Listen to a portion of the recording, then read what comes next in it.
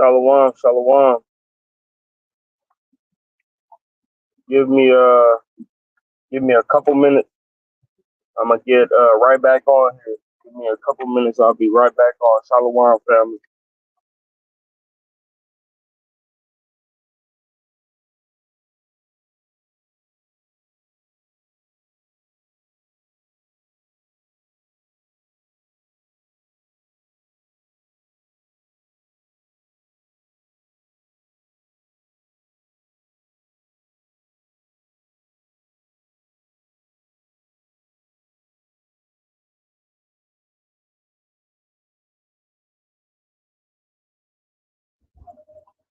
Shalom, shalom. Give me a couple seconds. I'll be right back on here. I gotta go get my notes. Shalom.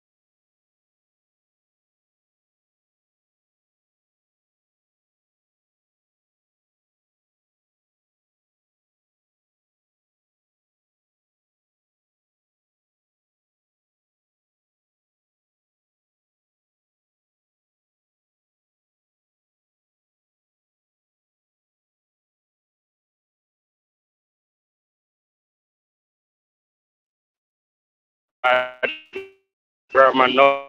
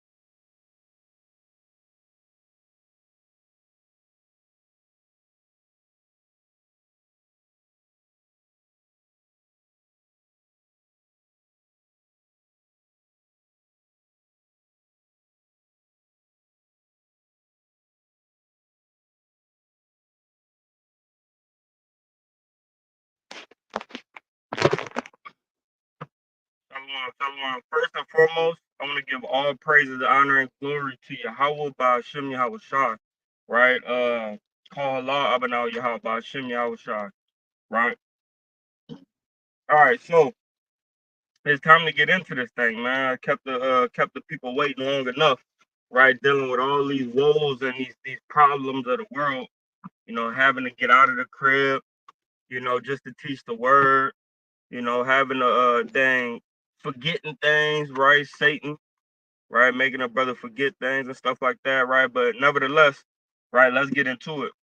So what's going on here is that Christ, he told us, right, and he prophesied to us that there's no way out of it that we absolutely have to get persecuted. And to the one viewer that's in the chat, let me know if you can hear me good and if this video is actually going, right? Because I just did a video and for some reason it didn't air right, right? So let me know, if you can hear me good and if the video is actually operating. I would really appreciate that. All right, so the reason why I wanted to come with this, right, is because Yahweh Shai told us that it was absolutely no other way for us to, right, get into the kingdom or be able to serve Him, but by being persecuted, right? And we see this in the book of Matthew, chapter 5, and verse number 11. And Salaki, I'm not going to be able to pull it up on the screen. That's usually why I have Captain Khalil with me, right? Not going to be able to put it up on the screen. Excuse me for that, but I will get the scriptures nonetheless, right? Matthew 5 and 11.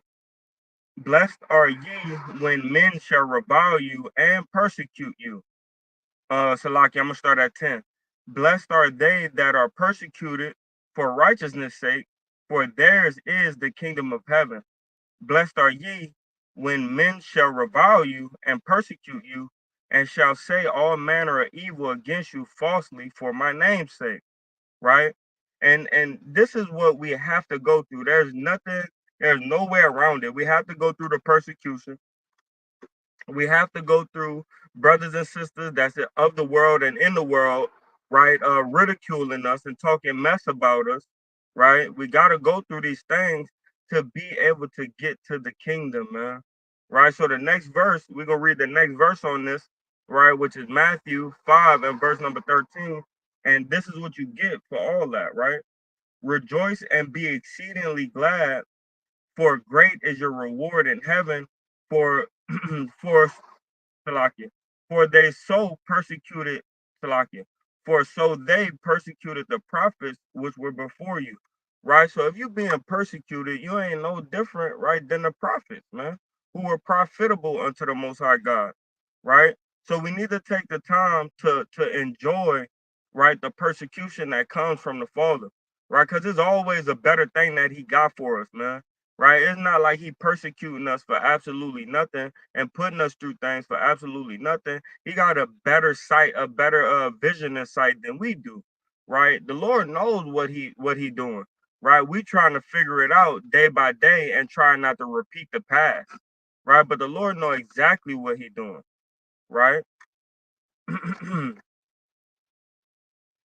So I wanna go to, right, an event, right, to substantiate, that thing, especially, man, right, because Moses went through it, man, right. At first, right, Moses was going through it, but at the end we see something else being said about Moses, right. So this is the book of Exodus, right. Let's get right into it. This is the book of Exodus, chapter 2,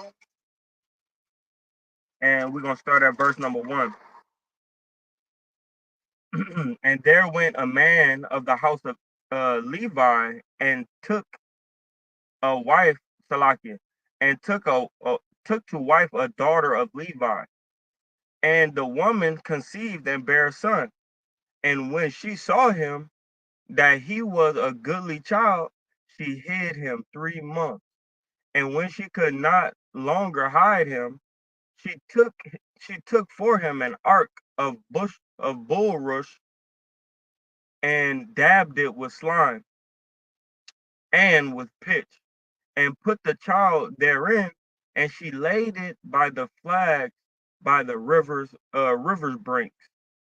And his sister stood afar off to wit what would be done unto him. Right. So we see that Moses, right, his dad and his mother, right, was a Levite, right? Both of them was Levites.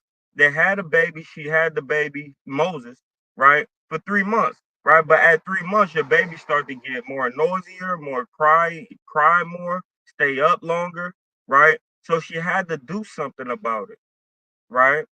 And I pray, man, I pray that this video, man, is actually recording. Give me a second. Give me a second. Let me see if this video actually doing what it's supposed to do.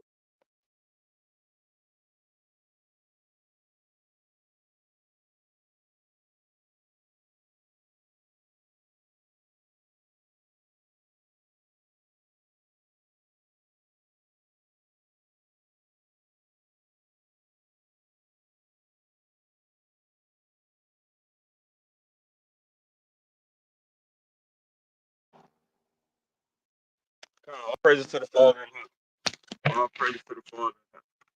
Right. All right, let's get it. So, so that Moses being 3 months, right, starting to cry more stuff like that. His mom's make a basket, right, fill it with pitch soil, float, right, and put it by the edge of the waters, right, that has those little brown grass, right, that tall brown grass, right, to try to hide the baby. Of course, a baby's gonna cry being left alone, right? So the sister standing back, looking to see what's gonna happen to her little brother, right? And watch this. And the daughter of Pharaoh came down to wash herself at the river, and her maids walked along by the riverside. And when she saw the ark among the flags, she sent her maid to fetch it. And the reason why this being done is because Pharaoh told them, just like the Pharaoh Herod, and we're gonna get into that, right? Told them, let me wherever Jesus come and be born at, let me go to see him. Right? They was trying to kill all the firstborns, right? Of the Hebrews, man, the sons, the firstborn sons, or all the sons of the Hebrews, something like that. I think it's all the sons. All right, hold on. Let me see.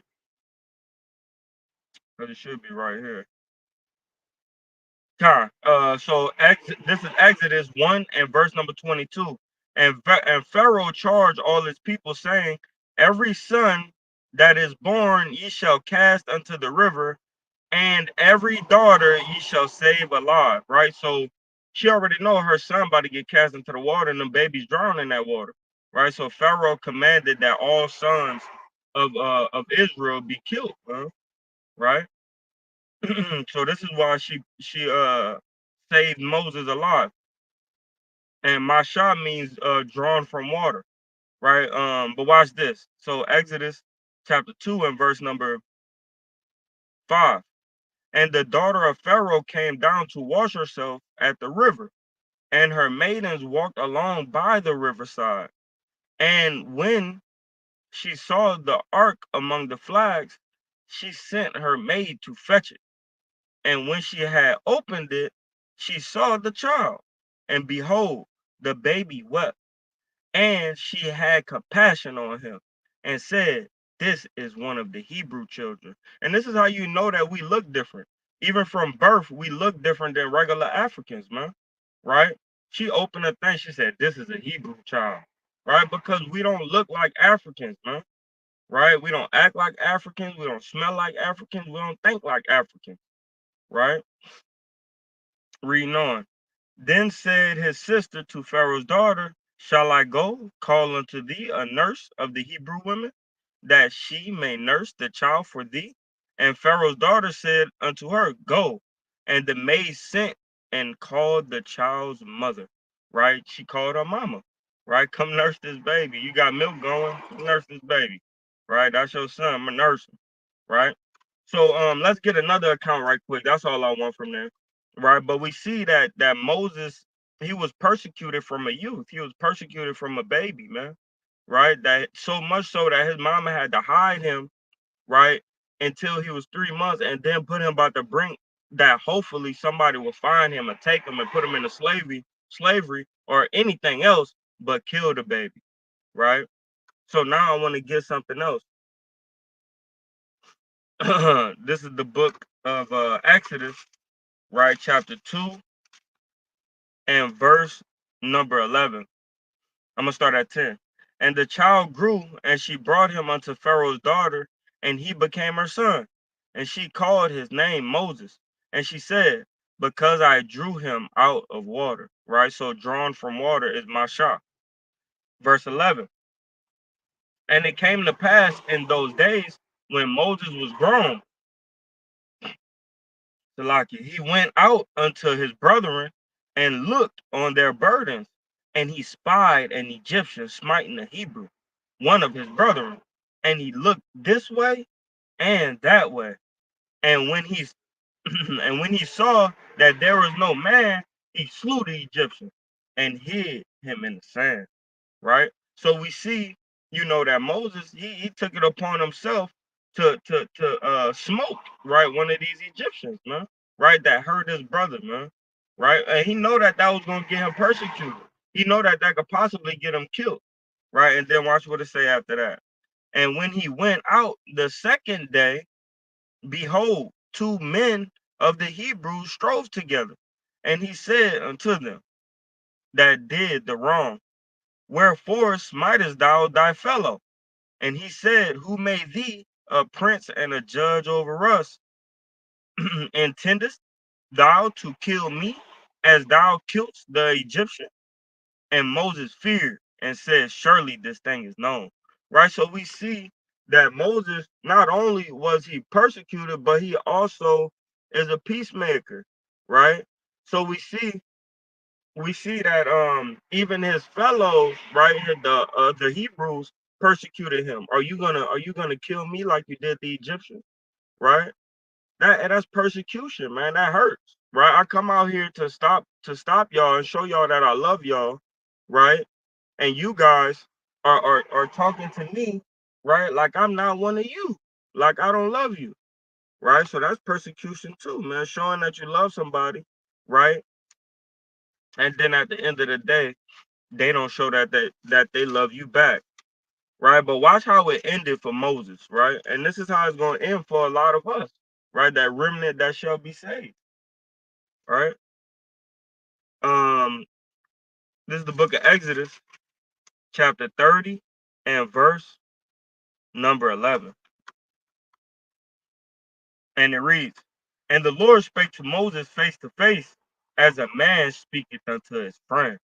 And he turned again unto the camp, but his servant Joshua, the son of Nun, a young man, departed not out of the tabernacle. Right? So we see that at the end of the day, though Moses went through everything he went through throughout trying to bring us to the promised land, correcting brothers, right? Brothers checking him, who you think you is, right? Moses, telling us this and telling us that. Ain't I a Levite? Right? I could do the same thing you do, right? The sons of Kohath, right? And what happened? They got killed, and Moses stayed alive, right? So we see that Moses' whole walk, he was being persecuted, right? It wasn't all fine and dandy during Moses' walk, right? So let's get another account, right, about Joseph, right? Let's get the other account of Joseph,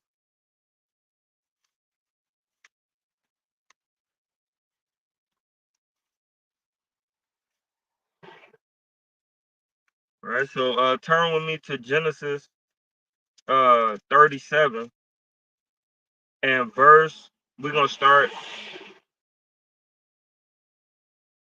We're gonna start at what I want. Salakia. We're gonna start at verse number 9. Yeah, verse number 9. All right. And he, so I'm gonna start at 5. And Joseph dreamed a dream, right? Matter of fact, I'm gonna just start at 3. Now Israel loved Joseph more than all his children, because he was the son of his old age, and he made him a coat of many colors. And when his brethren saw that their father loved him more than all his brethren, they hated him, right? Meaning they despised him, right? And could not speak peaceably unto him. And Joseph dreamed a dream, and he told it his brothers, and they hated him yet the more. And he said unto them, hear, I pray you, this dream which I have dreamed. And you know one thing about Joseph, he don't know that they hate him. He don't know that they really despise him and don't like him. He loved his brothers, right? He didn't care about if how they made him feel sometimes, or how they looked at him sometimes. He loved his brothers, so he wanted to tell them the dream anyway, even though they had hatred in his heart. He not focusing on the hatred they had for him. He loving his brothers and telling them the dream. Like, look, I just had a dream, bro. Check this out, right? He being friendly to his brother, to his brothers, right? And he says, what? And Joshua dreamed a dream, and he told it his brethren, and they hated him yet the more. And he said unto them, Hear, I pray you, this dream which I have dreamed. For behold, we are binding sheaves in the field, and lo, my sheave arose, and also stood upright, and behold, your sheaves stood around about, and made obedience to my sheaf. And his brethren said unto him, Shalt thou indeed reign over us? Or shalt thou indeed have dominion over us? And they hated him yet the more for his dream and for his words. And he dreamed yet another dream, and told it his brethren, and said, Behold, I have dreamed a dream more. And behold, the sun and the moon and 11 stars made obedience to me. Right? So he's saying his father, his mother, right, and the children, right, made obedience to him. Right? So he letting them know, man, what the dealio, right? He's letting his brothers know what the dealio is. Right? And verse 10, right? And he told it to his father and to his brethren, and his father rebuked him and said unto him, What is this dream that thou hast dreamed? Shall I and thy mother and thy brethren indeed come to bow down ourselves to thee, to the earth? And Joseph's like, I don't know, nigga. I'm just telling you what the dream was, right? The Lord gave me the dream, and I'm telling y'all what the Lord telling me. I don't know what you want, what else you want from me, right? You gotta like put yourself there too when you read these words. Like this is a living book, right? And this is black people. You feel what I'm saying? So-called black people, Hispanic and Native American Indian. So we gotta understand that they operate and they think just like us, right? So then so then verse 11, and his brethren envied him, but his father observed the same, right? So the father asked the question, should me and your mama and your brother bow down to you? The brothers hated them. They came with a different type of spirit. But Jacob, being that he loved Joseph, right, he thought on it like, nah, he can't be, he's not being disrespectful when he tell us the dream. And then I love my son, and I know he respect me, so he'll never like make me to bow down before him. So let me think about what actually going on with this dream, right? And all praises to the Father that we had a forefather that humble to do something like that, right? Let me sit back and think on what my son is telling me, right? That me and his mother gonna show reverence or obedience to him, meaning bow down, right? So I wanna show you something. So we're gonna go to the next point I had on this. Oh, so, yeah. So we're gonna go to the next point I had on this. Dathan conspired against him. All right, so we're gonna drop down a little bit, right? Now we're gonna read through. We're gonna read through it. Salaki. All right, and his brother in verse 12. This is the book of Genesis 37 and verse number 12. And his brethren went to feed their father's flock in Shechem. And Israel said unto Joseph, Do not thy brethren feed the flock in Shechem? Come, and I will send thee unto them. And he said unto him, Here am I. And he said to him, Go, I pray thee, see whether it be well with thy brethren and well with the flock, and bring me word again. So he sent him out of the vale of Hebron, and he came to Shechem. And a certain man found him, and behold, he was wandering in the field. And the man asked him, saying, What seekest thou? And he said, I seek my brethren. Tell me, I pray thee, where they feed the flock, Salaki, where they feed their flocks. And the man said, They are departed hence. Right? They went over there, right? They are departed hence. For I heard them say, Let us go to Dathan. And Joseph went after his brethren and found them in Dathan. And when they saw him afar off, even before he came near unto them, they conspired against him to kill him or to slay him.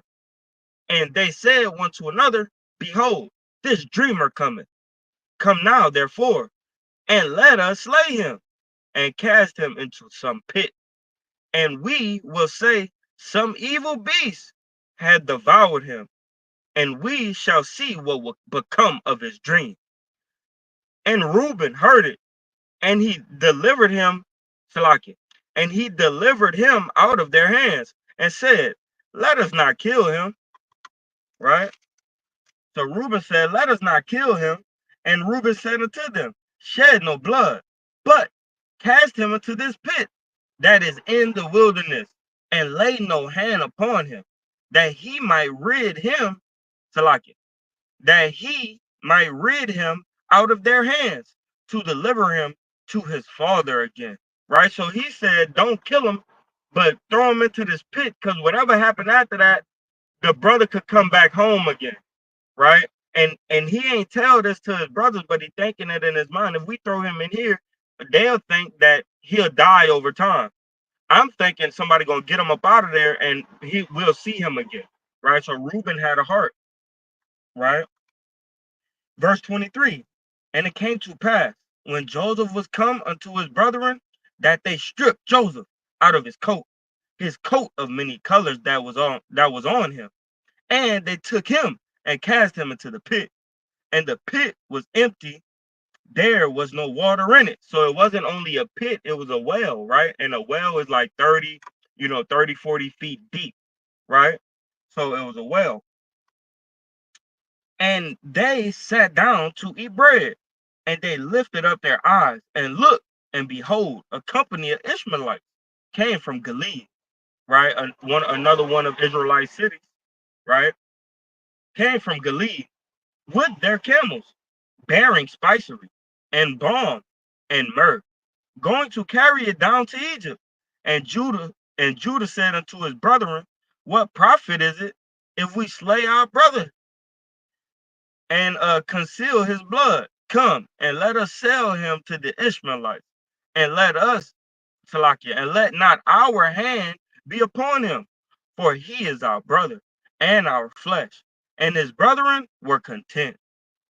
Then there passed the Midianites, merchantmen, and they drew and lift up Joseph out of the pit, and sold Joseph to the Ishmaelites for 20 pence of silver.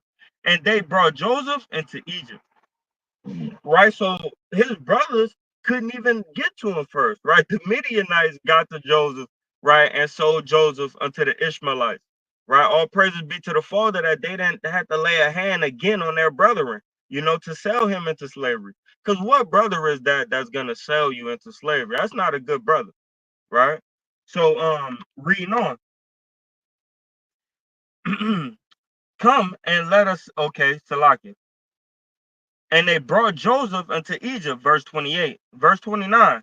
And Reuben returned unto the pit, and behold, Joseph was not in the pit, and he rent his clothes, right? Like, dang, bro, y'all done let him go, right? He done got out of there. You know what I mean? Hold on 1 second. Getting kind of hot. All right, con. And returned, and he rent his clothes, and returned unto his brethren, and said, the child is not, and I, whether shall I go? Right? Because Reuben is the oldest, and the father gonna always deal with the oldest over all the youngest, right? Like how you let something happen to my son, right? 31. And they took Joseph's coat and killed the kid of the goats, and dipped the coat in the blood, and they sent the coat of many colors, and they brought it to their fathers, and said, this have we found. Know now whether it be thy son's coat or no. And he knew it, right? So Jacob knew it and said, it is my son's coat. An evil beast has devoured him. Joseph is without a doubt rent in pieces. And Jacob rent his clothes and put on sackcloth and put on sackcloth upon his loins, and mourned for his son many days. And all his sons and his daughters arose to comfort him, but he refused to be comforted.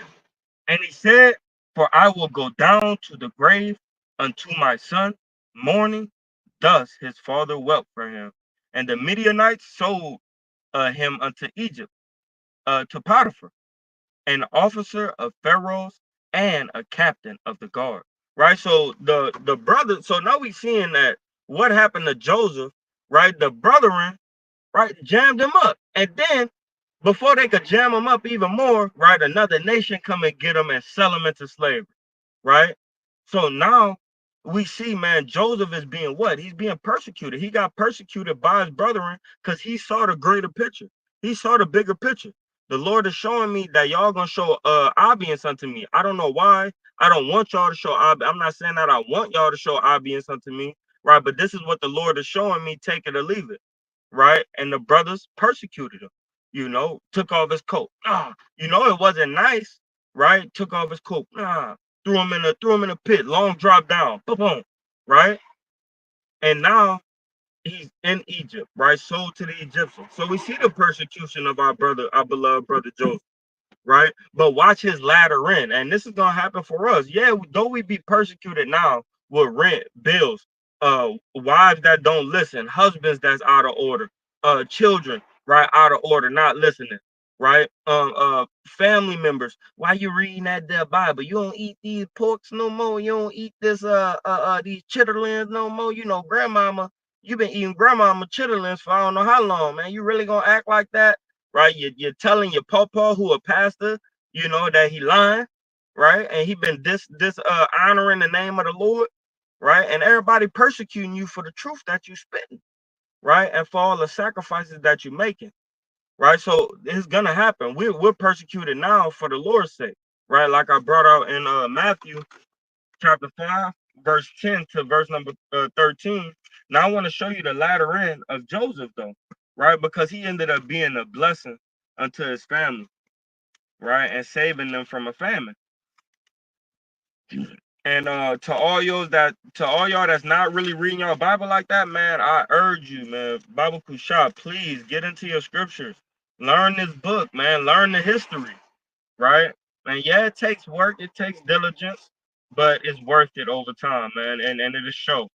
It'll show over time how much is worth it. Right. So we're gonna turn to the book of Genesis, right, chapter 50, and we're gonna drop down to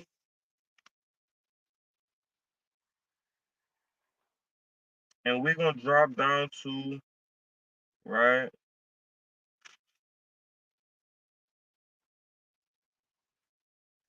verse. I want to start at 14. So I'm gonna lay out what happened, right? So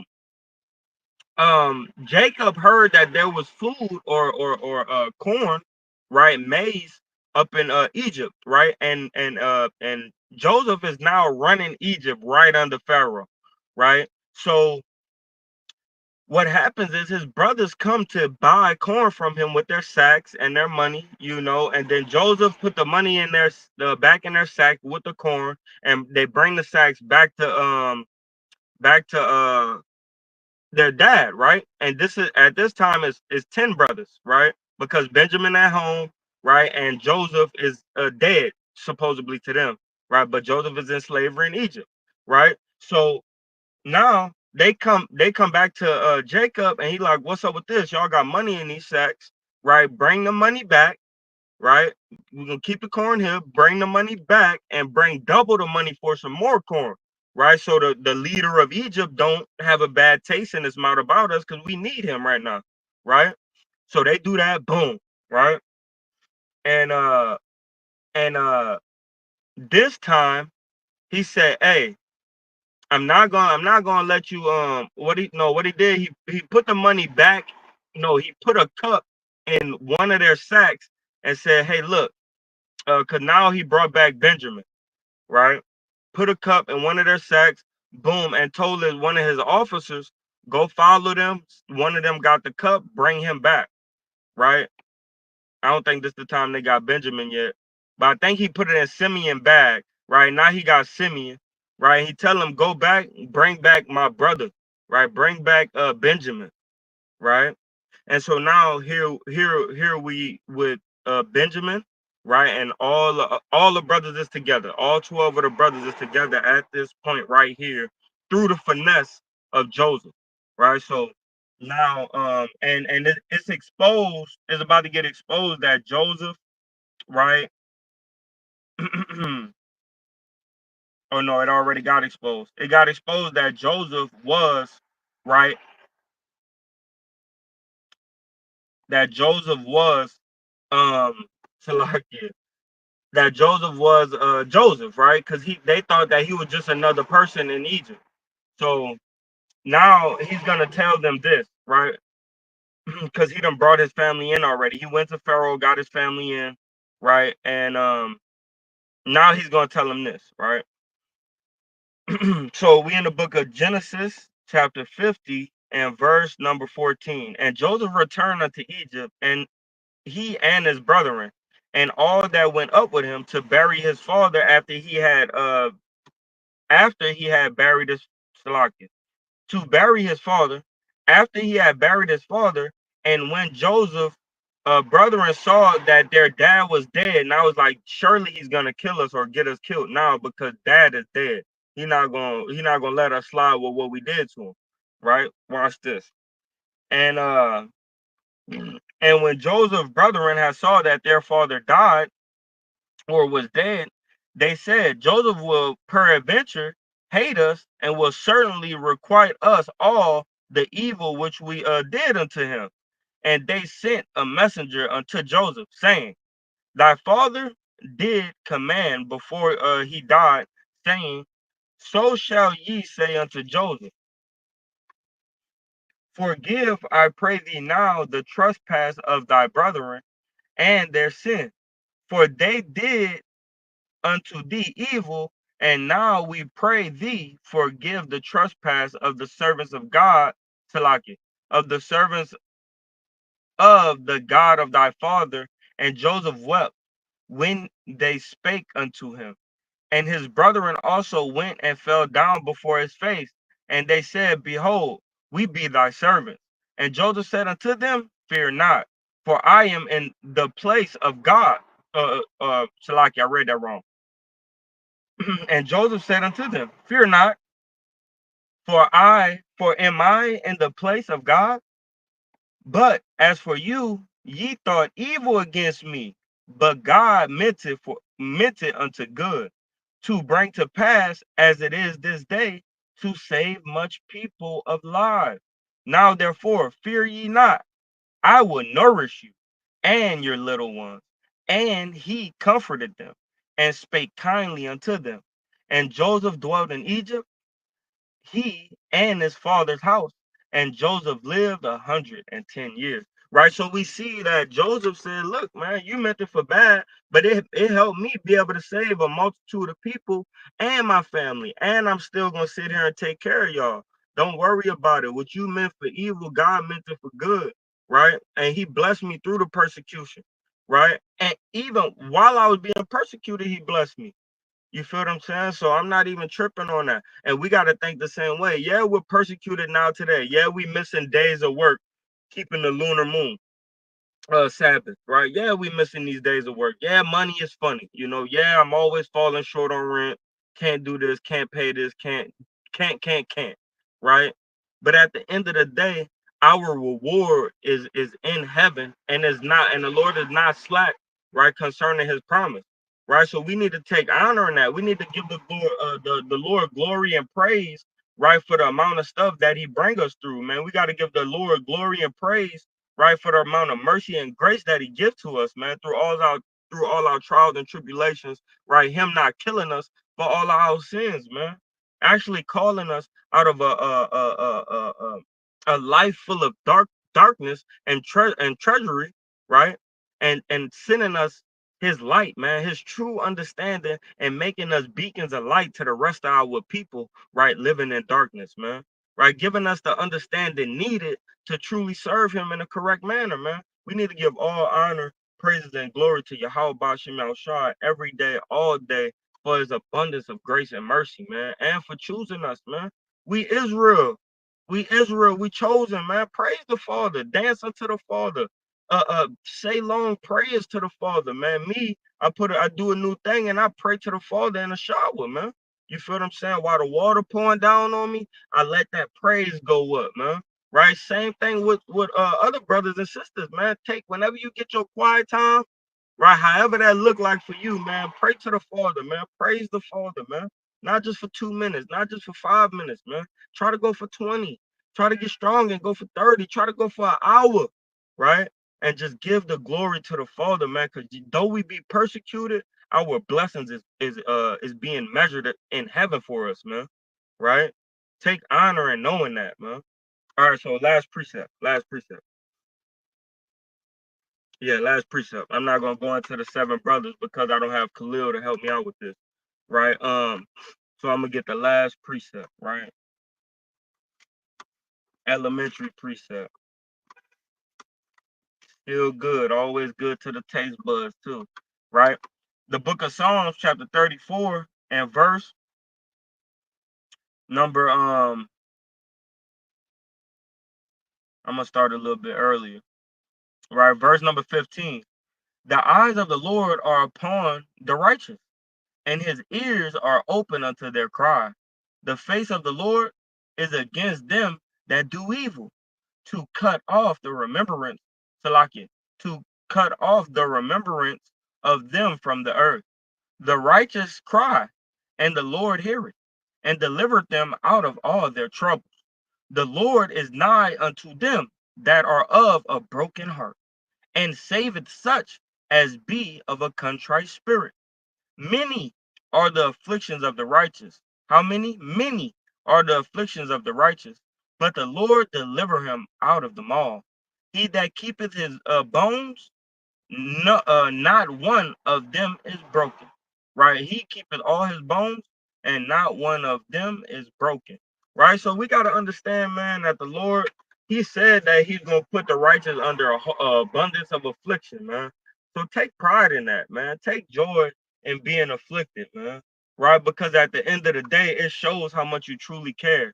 It shows how much you really want that reward that the Lord got for you in the kingdom, man, that the Lord got for you in the heavens, right? We gotta really, right? We gotta really show our appreciation now for the things that we're gonna have later, right? Let me get one more precept right quick. Let me get one more right quick. Excuse me, Salaki. All right, all right. This is the book of Hebrews, right? Chapter 11 and verse number 1. And it reads, now faith is the substance of things hoped for, right? The substance is something that you could touch, right? The now faith is the substance, the thing that you imagine that you could touch, right? Now faith is the substance of things hoped for, the evidence of things not seen. For by it the elders obtain a good report. Through faith we understand the words, Talaki, the worlds were framed by the word of God, so that things which are seen were not made of things which do appear, right? So the thing that we see now, it wasn't made of things that did appear, right? It came out of the thin blue sky, right? Right? It was all in imagination, and then it came to fruition, right? So we need to think about that and ponder on that, like, man, the Lord got 5 mansions for me, man. Overlaid it with gold, right? Made out of cherry wood, right? Made with cherry wood and good cedar wood. You feel what I'm saying? The Lord got those U parking spaces. Yeah, in the front of them big expensive cribs. Yeah, he got one of those that could fit 30 cars in front of my mansion, man. I'm cool, man. Y'all talking about all this y'all got on earth, man. I'm good, man. I'll wear rinky dink hand me downs and not be able to pay my bills for 40 to 60 years if I could get what I know the Lord got for me in heaven, right? The Lord got 20 acres in it for me and 3,000 lambs and 20,000 sheep, man. You understand? Like, the cattle on the hill. Yeah, he got about 30 cattle for me, you know? Like, that should give you your joy. You should fight for that, man, right? We should really fight for the revenues that we getting in heaven and the rewards that we getting in heaven instead of the rewards and revenues that we can obtain on the earth, man. Follow God, man. Follow Yahushua, man, without cease, man, without stop, man. Stop bending for the world, right? And bend everything of the world to bend for the Most High, to make sure that you're doing exactly what He said to do to the utmost, man, best of your ability, because that's the only way for us to get out of this place and into our kingdom, man. And with that, I want to say, call Allah, Abanaw Yahweh, Ba'ashem wa Malak Yahushai, from Yasharala, right? And Shalom.